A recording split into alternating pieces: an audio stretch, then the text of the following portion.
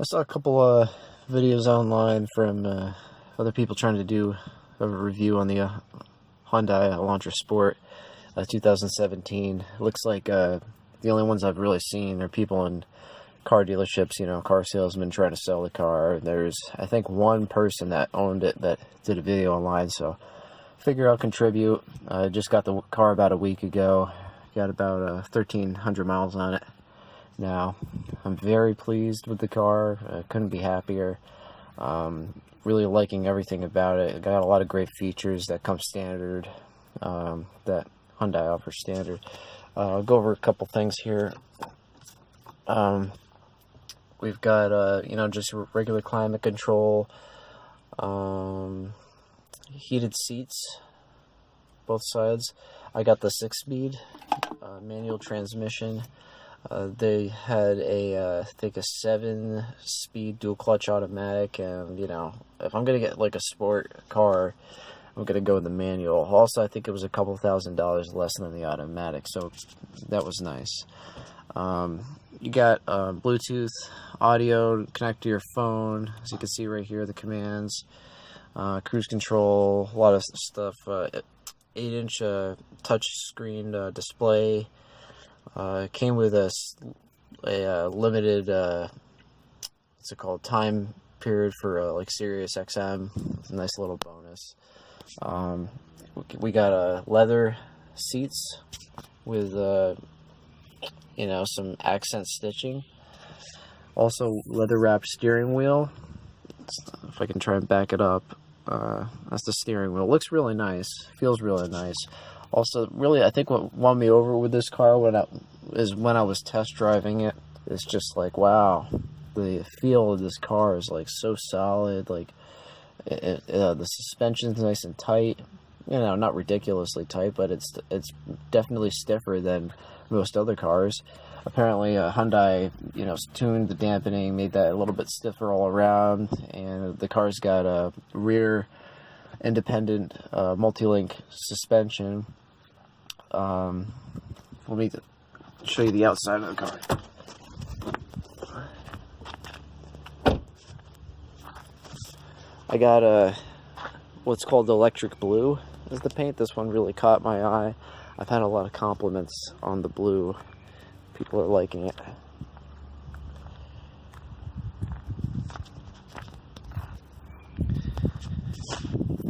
It really does stick out. I guess you won't be able to fully appreciate the back. I got something else in the way, but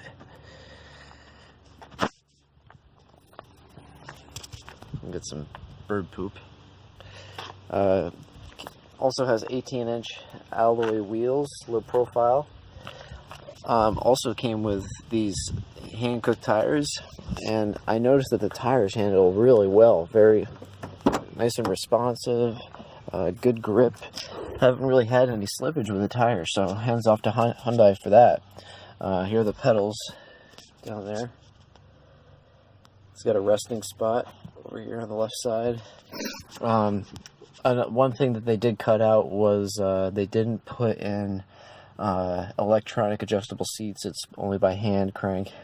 They do have a height adjustment, so that's good. So sedan, the rear seats come down, which is a nice little added bonus if you want to have some extra room. There's plenty of trunk space. I'm not going to really show you the trunk right now. But yeah, the car's getting takes a little getting used to for me, because this car is a 1.6 liter turbo, and I've driven 5 speeds before. This is a 6-speed, but I've driven 5 speeds before. There's just never been a manual with a turbo, and I'm noticing it's taking some finessing when I'm trying to get off the line, trying to give it a little bit of gas, and I don't want to burn out the clutch, so I give it barely any gas usually. And I notice if I do give it like 2,000 RPM and then start letting off and then still hold down on that gas, the car just really wants to take off. So it does have definitely has enough power for me. It's got 201 horsepower.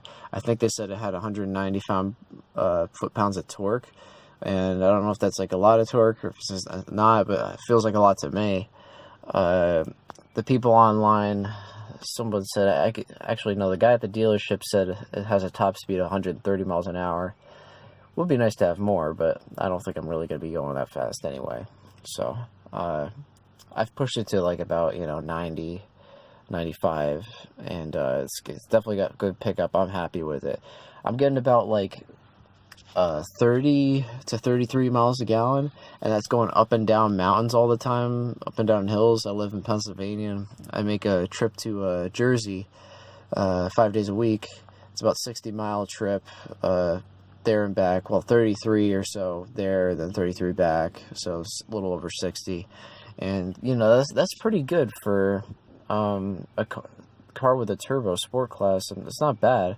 If I just like really go easy on it and I shift all the way up to 6 as quick as possible, then I was able to squeeze out like 35 miles per gallon average. At least that's what the computer was saying, so that's pretty sweet for me. But yeah, a really great car all in all. Also, another thing I noticed is when I'm shifting up, shifting is taking some getting used to with the 6-speed as well too. I noticed, I don't know if it's maybe that they have a heavier flywheel or something, but I noticed that when I'm shifting to the next gear, you just got to give it a little bit of time for the RPMs to come down and then pop it into the next gear, and then you do get a nice shift. Also, it's really hard with the timing, because then when you get to that next shift, like second to third gear, whatever it is, the turbo is not spooled up, so then it takes time to spool up again. Sometimes I'll get lucky and it's still spooling, and wham, you go right into the next gear, and it's awesome. But I guess maybe that's just me. I gotta get used to that, and I'm not a pro when it comes to shifting on a turbo car yet, so... But all in all, great car. Definitely would recommend this. Ride quality, it's bumpy, but it's not meant to be anything special, like, luxury car, smooth. It's going to be bumpy. Seats are really comfortable. It has plenty of support. Yeah, and I'll give you guys an update when, I guess, I get some more miles on it. I got 1,300 right now. I'll put the rest of the video on the dash cam, and I'll just kind of spout off whatever other thoughts I have on that, and I'll put them together. So, alright, this is Mike signing off.